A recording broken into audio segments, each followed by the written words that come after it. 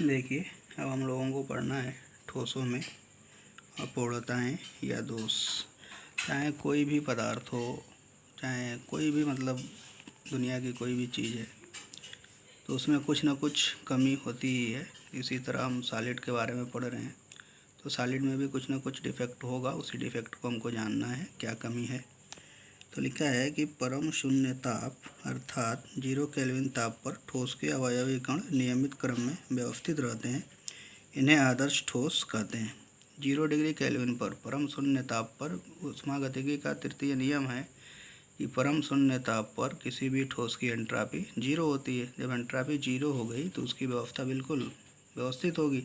व्यवस्थित होने का मतलब वही सॉलिड क्या कहलाता है, परफेक्ट सॉलिड। लेकिन कोई भी सॉलिड परफेक्ट नहीं होता है, उसमें कुछ ना कुछ कमी होती है, यही देखना है हमको। ठीक है, साधारण ताप पर या सामान्य ताप पर ठोस के अवयवी कण नियमित क्रम में नहीं रहते हैं, कुछ ना कुछ इधर उधर हो जाते हैं, अर्थात ठोस में अपूर्णताएं या दोष होते हैं। ये दोष दो प्रकार के होते हैं, पहला है बिंदु दोष, दूसरा है रेखीय दोष। तो हम देखे थे क्रिस्टल में पॉइंट होते हैं, एक एक जैसे गोला बनाए थे ना, तो एक एक गोला एक एक पॉइंट्स होता है। ये गोला पॉइंट होता है या लैटिस पॉइंट बोलते हैं उसको, जालक बिंदु।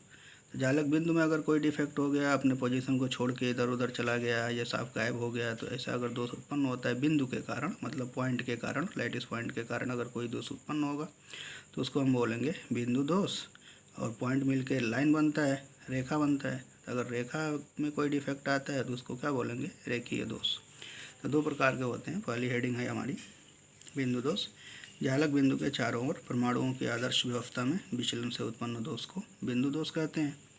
और दूसरा है रेखीय दोष। जालक बिंदु को मिलाने वाली पंक्तियों की आदर्श व्यवस्था में विचलन से उत्पन्न दोष को रेखीय दोष कहते हैं। बिंदु दोष के प्रकार। तो रेखीय दोष हमारे सिलेबस में नहीं है, पढ़ना भी नहीं उसको, सिर्फ थोड़ा सा मतलब यही जनरल डिफिनीशन जानना था। समझ गए कि अगर लाइन में कोई डिफेक्ट आता है तो लाइन डिफेक्ट कहलाएगा। तो हमको मेन पढ़ना है बिंदु दोष और बिंदु दोष के प्रकार। तो बिंदु दोष 3 प्रकार के होते हैं, नाम कुछ ठीक है, टफ है, थोड़ा सा मेहनत करेंगे याद हो जाएगा। पहले रस समीकरण मिति हिंदी होता है, या इंग्लिश का होता है स्टाइक्योमेट्रिक दोष सेकंड, और रस समीकरण मिति है या नॉन स्टाइक्योमेट्रिक दोष, और तीसरा क्या है, अशुद्धि दोष। क्लियर। तो हमको पढ़ना है पहला स्टाइक्योमेट्रिक डिफेक्ट। वे बिंदु दोष जिनमें यौगिक में उपस्थित धनायनों और ऋणायनों का अनुपात यौगिक के अणु सूत्र के अनुरूप ही रहता है, अर्थात इन दोषों में यौगिक की स्टाइक्योमेट्री बनी रहती है, स्टाइक्योमेट्रिक दोष कहलाते हैं। ये दोष दो प्रकार के होते हैं।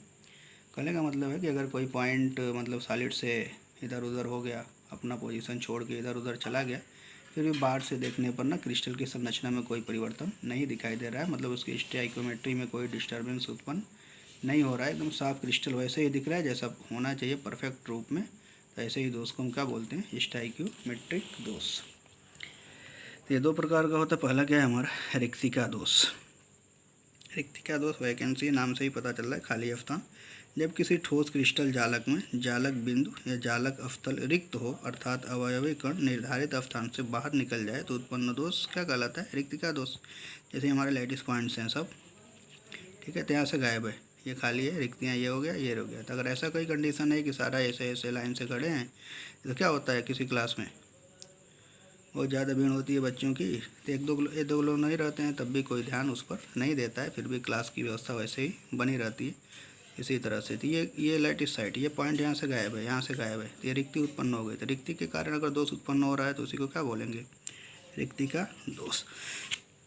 दोष क्या है, देखिए दो पॉइंट, दो जगह खाली हो गया, तो खाली जगह का मतलब बीच में खाली स्थान हो गया, खाली स्थान तो घनत्व तो क्या हो जाएगा, घट जाएगा। इस दोष से पदार्थ का घनत्व कम हो जाता है। यह दोष ताप पर निर्भर करता है, इस कारण इसको कभी कभी ऊष्मागतिकी दोष भी कहते हैं। टेम्परेचर पर डिपेंड करता है, गर्म करेंगे पॉइंट, लैटिस पॉइंट अपना स्थान छोड़ के बाहर चला जाएगा। अगला है अंतराकाशी दोष। अंतराकाशी का मतलब दो परमाणु के बीच का खाली स्थान, कितना वो पास पास रखे अंतराकाश उत्पन्न होता है ना, रिक्ति पड़े थे, वही वाला अंतराकाशी दोष। किसी क्रिस्टल में सामान्यतः अंतराकाशी स्थितियों को जब परमाणु आयन अधिग्रहित करते हैं तब इन्हें अंतराकाशी दोष कहते हैं। ये दोष पदार्थ के घनत्व को बढ़ाता है। मतलब जनरल ये तो सिस्टम है, ये है ऑलरेडी, ये इनका लैटिस पॉइंट है, व्यवस्था क्लियर है, लेकिन कुछ पॉइंट्स ऐसे आ गए ना जो इनके बीच का जो खाली स्थान है, रिक्त अंतराकाश में भी कुछ पॉइंट्स दिखाई दे रहे हैं, तो ये सब ये क्या कहलाएगा, अंतराकाशी दोष। अगर परमाणु क्या हो गए, ये अंतराकाश में आ गए, इसी को क्या बोलेंगे, अंतराकाशी दोष। ध्यान से समझेंगे, बहुत ज़्यादा नहीं है, थोड़ी सी डिफिनीशन है, पढ़ लेना, इसमें कुछ समझना ही नहीं है। अंतराकाशी दोष देखो यहाँ पे बढ़ गई, परमाणु संग्रहित अवस्थान भी फूल हो गया तो घनत्व तो क्या हो जाएगा, बढ़ जाएगा। यह दोष पदार्थ के घनत्व को बढ़ाता है। उपरोक्त दोनों दोष अनायनिक ठोसों में पाए जाते हैं, मतलब आयनिक ठोस में नहीं, आयनिक ठोसों में सदैव विद्युत उदासीनता बनी रहती है। आयनिक ठोस आयनों से मिलकर बने होंगे। ये ऊपर वाला जो दोनों दोष है ना, ये आयनिक ठोसों में नहीं पाया जाता है। तो आयनिक ठोस में क्या कौन सा दोष पाया जाता है, तो आयनिक ठोस में तो हमेशा विद्युत उदासीनता बनी रहेगी, जितने प्लस होंगे उतने ही माइनस होंगे। तो इनमें इस दोष के स्थान पर शाटकी और फ्रेंकेल, अगर आयनिक कंपाउंड से तो इसी दोष का नाम बदल जाएगा, और नाम बदल के क्या हो जाएगा, रिक्तिका दोष, और क्या बोलते हैं, ये अंतराकाशी दोष का नाम बदलेगा और नया दोष कहलाएगा, नए नाम से जाना जाएगा। और यही इंपॉर्टेंट है, ये क्वेश्चन पूछता भी है आपके एग्जाम में। पहला है शाटकी दोष और दूसरा है फ्रेंकेल दोष। तो पहला हमारा क्या हेडिंग, शाटकी दोष। तो जर्मन वैज्ञानिक शाटकी ने सन 1930 में बताया कि इस प्रकार का दोष उन यौगिकों में होता है जो बहुत अधिक आयनिक हों। बहुत अधिक आयनिक कंपाउंड्स कौन होते हैं, जिसमें धनायन और ऋणायन की साइज इक्वल होती है लगभग, जिनमें समन्वय संख्या उच्च तथा धनायनों और ऋणायनों का आकार लगभग समान हो, जैसे sodium chloride, potassium chloride, caesium chloride, potassium bromide, silver bromide आदि। ठीक है, ये एग्जाम्पल्स हैं। और ये दिया था डेफिनेशन क्या है, डेफिनेशन नहीं, मेन हमको फिगर समझना है। डेफिनेशन में लिख लेंगे क्या है, इस दोष में जितने धनायन अपने अवस्थान से हटते हैं उतने ऋणायन भी अपने अवस्थान से हट जाते हैं। एकदम रिक्तिका दोष का टाइप का है, खाली अवस्थान होगा। सरल रिक्तिका दोष की भांति शाटकी दोष भी पदार्थ के घनत्व को घटाता है। ये फिगर है, आपके माइंड में बिल्कुल बैठ जाना चाहिए।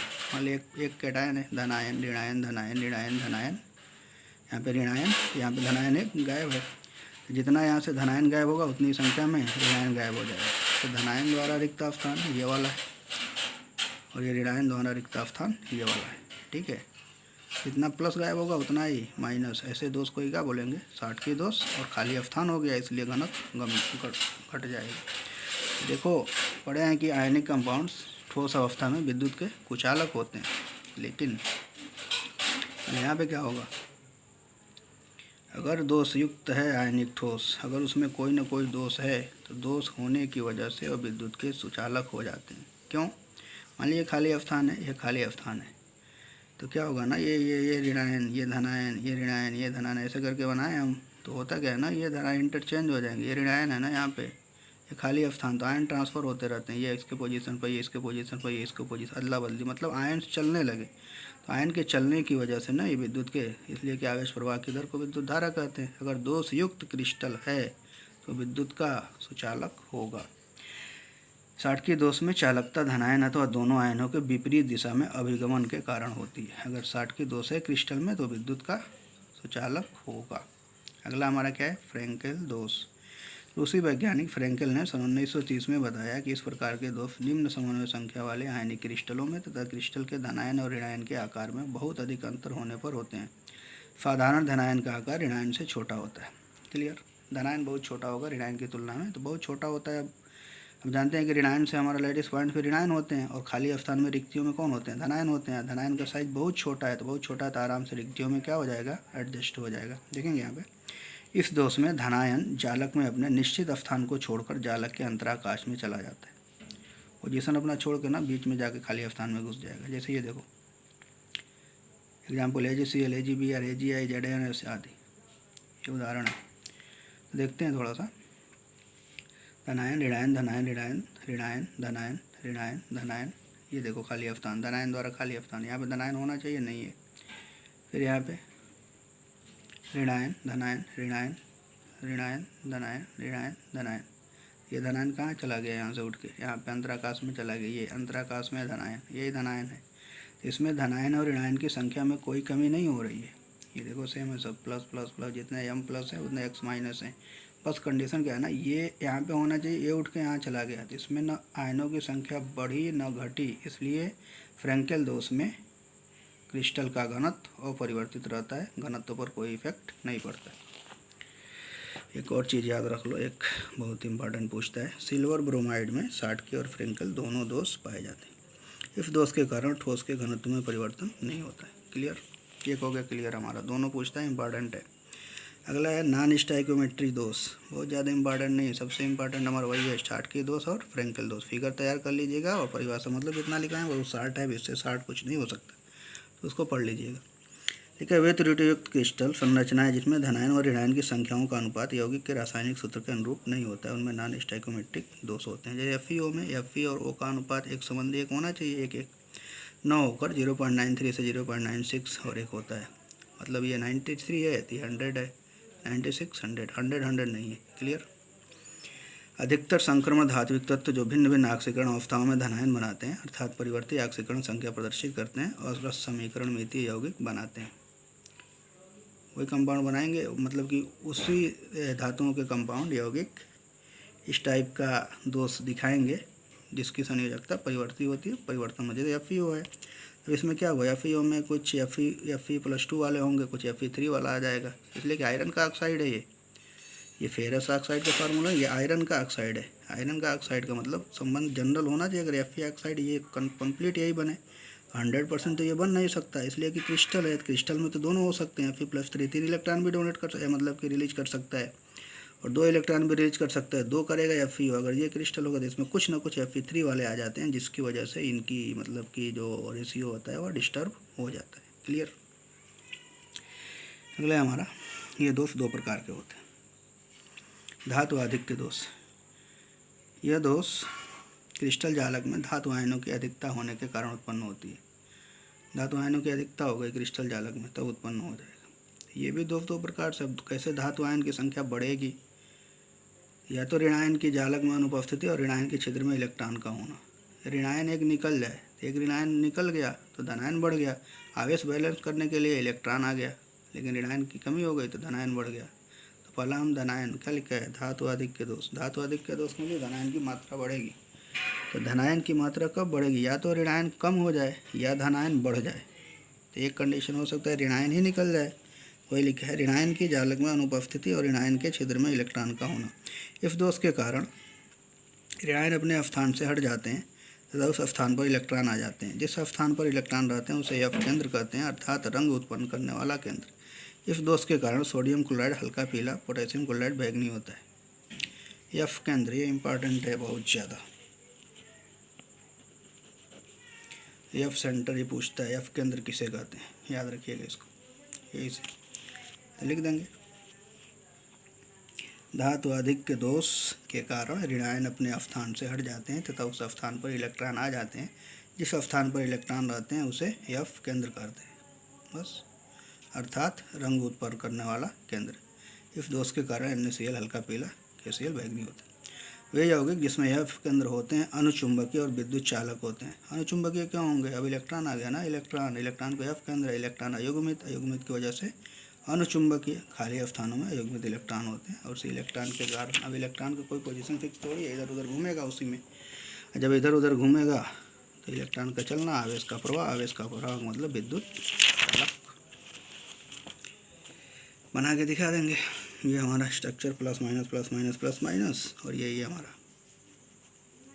F केंद्र। क्लियर। ठीक है, ये फिगर बना के दिखा देंगे, कोई दिक्कत नहीं। ये दोष शाटकी दोष के समान है और शाटकी दोष वाले क्रिस्टलों में पाया जाता है। एक और क्वेश्चन मन में आ रहा है, क्या फ्रेंकल डिफेक्ट अगर किसी क्रिस्टल में है तो विद्युत का चालक होगा कि नहीं होगा।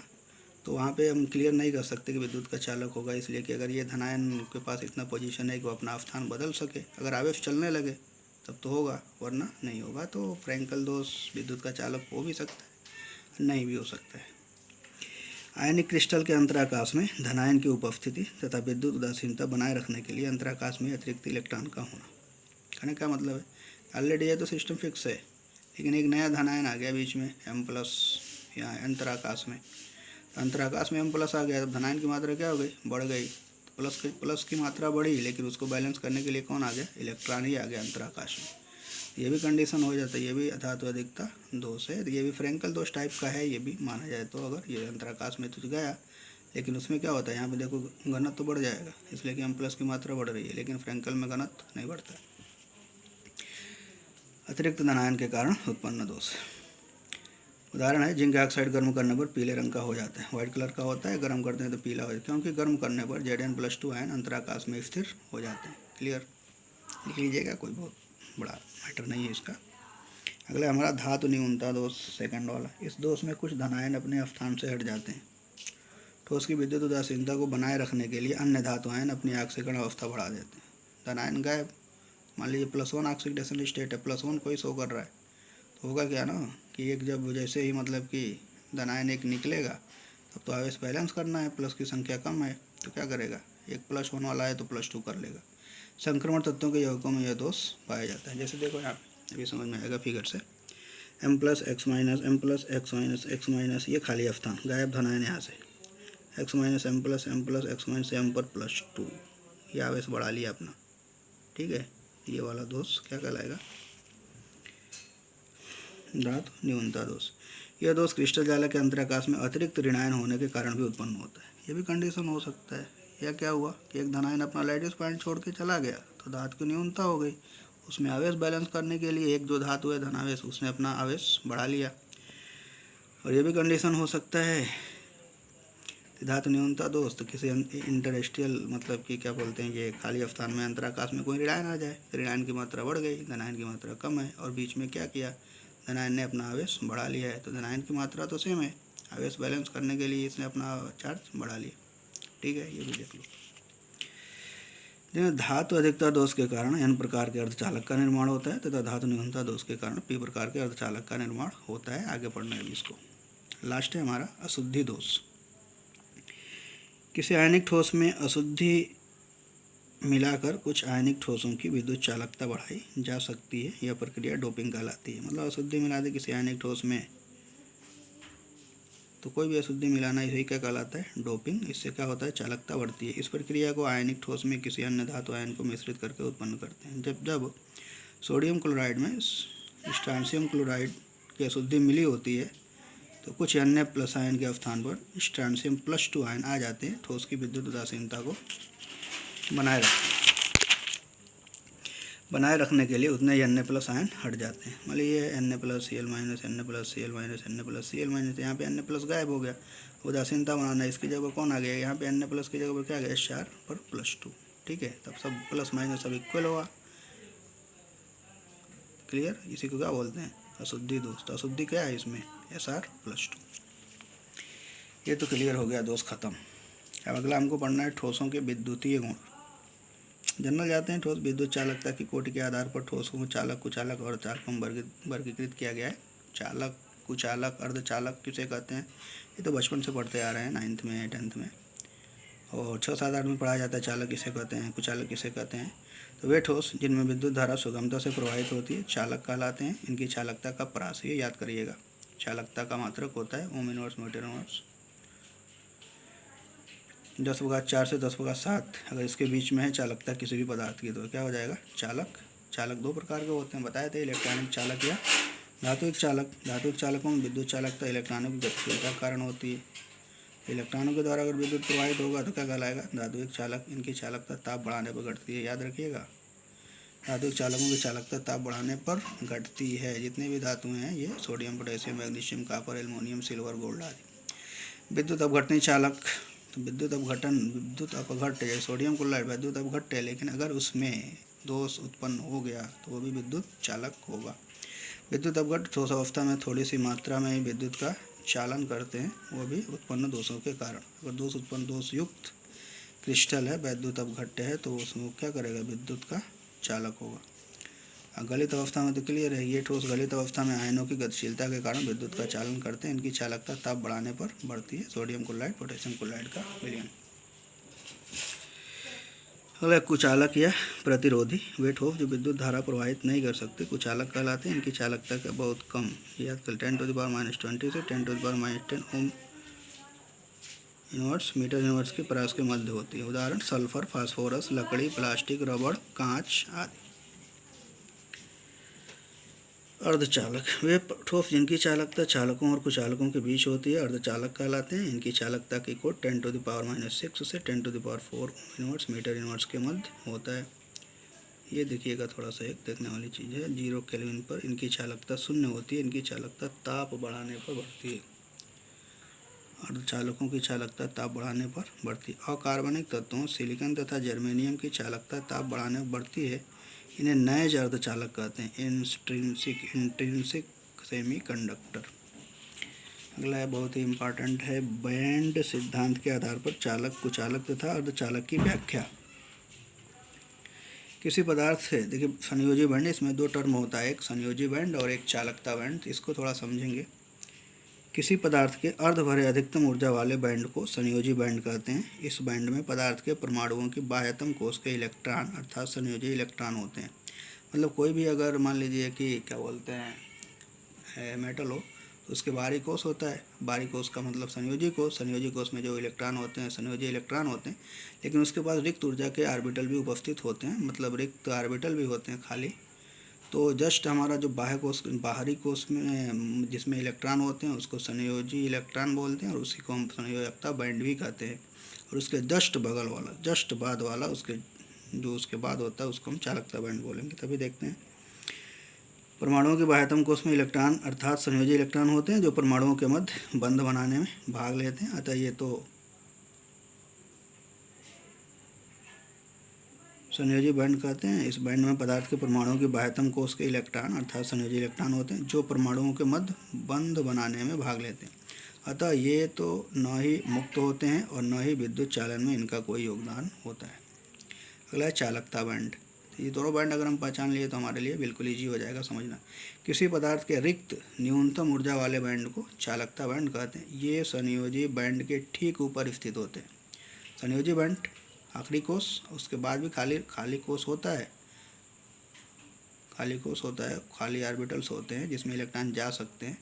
तो जस्ट उसके बगल वाला मतलब संयोजकता एनर्जी लगभग गैप बहुत ही कम होगा दोनों के बीच का, तो जस्ट बगल वाला जो बैंड होगा उसी को क्या बोलेंगे, चालकता बैंड। खाली कहिए संयोजी बैंड के ठीक ऊपर स्थित होते हैं। जब कोई संयोजी इलेक्ट्रॉन अतिरिक्त ऊर्जा प्राप्त करता है, एनर्जी अगर मिलेगी उसको तो किस में चला जाएगा, तुरंत संयोजी कोश से किस में चला गया, चालकता कोश में, चालकता बैंड में चला गया।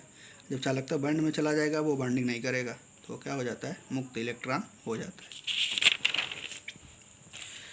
अतः यह विद्युत चालन में योगदान करता है। परमाणु की संरचना और क्रिस्टल जाले की सममिति के आधार पर निर्भर करता है कि संयोजी बैंड और चालकता बैंड अतिव्यापन करते हैं, ओवरलैपिंग करते हैं एक दूसरे के ऊपर। देखेंगे ध्यान से अभी यहाँ से समझो बढ़िया से। जब संयोजी बैंड और चालकता बैंड अतिव्यापन नहीं करते, एक दूसरे के ऊपर नहीं आते हैं, दोनों के बीच का कुछ डिफरेंस होता है, तब इनके मध्य का अंतराल यानी गैप, वर्जित क्षेत्र, फॉरबिडन जोन या ऊर्जा अंतराल कहलाता है। ठोस पदार्थ बैंड किस प्रकार से व्यवस्थित हैं तथा उनमें इलेक्ट्रॉन किस प्रकार भरे हैं से ज्ञात होता है कि पदार्थ चालक, अर्धचालक अथवा कुचालक हैं। अर्थात यहाँ से सबसे लास्ट ये समझने वाली है चीज़ है, ठोस पदार्थ का विद्युत व्यवहार उसके संयोजी बैंड तथा चालकता बैंड के बीच ऊर्जा अंतराल एनर्जी गैप के मान पर निर्भर करता है। यही सबसे मेन टॉपिक है ये बैंड सिद्धांत का। कुचालकों में वर्जित क्षेत्र अर्थात ऊर्जा अंतराल 3 इलेक्ट्रॉन वोल्ट से अधिक होता है और अर्धचालकों में यह अंतराल 0.1 इलेक्ट्रॉन वोल्ट से 3 इलेक्ट्रॉन वोल्ट के मध्य होता है। धातुओं में संयोजी बैंड और चालकता बैंड के अतिव्यापन के कारण कोई वर्जित क्षेत्र नहीं होता है, दोनों एक दूसरे पर ओवरलैप कर जाते हैं। जैसे फिगर से हम समझते हैं इसको, ये हमारा नीचे वाला संयोजकता बैंड या संयोजी बैंड है, इसके जस्ट ऊपर वाला ये जो खाली वाला है चालकता बैंड। तो चालक में क्या होता है ना, दोनों एक दूसरे के ऊपर देखो ओवरलैप कर गया, ये इसके ऊपर आ गया है, ये चालक में होगा। अर्धचालक में क्या होगा, ये हमारा संयोजी बैंड है, ये चालकता बैंड है, दोनों के बीच का जो एनर्जी गैप होगा और 3 इलेक्ट्रॉन वोल्ट से कम का होगा, तो क्या कहलाएगा, अर्धचालक। और यहाँ पे कुचालक में क्या है, संयोजी बैंड, चालकता बैंड, दोनों के बीच एनर्जी गैप 3 इलेक्ट्रॉन वोल्ट से अधिक, तो क्या हो जाएगा, कुचालक।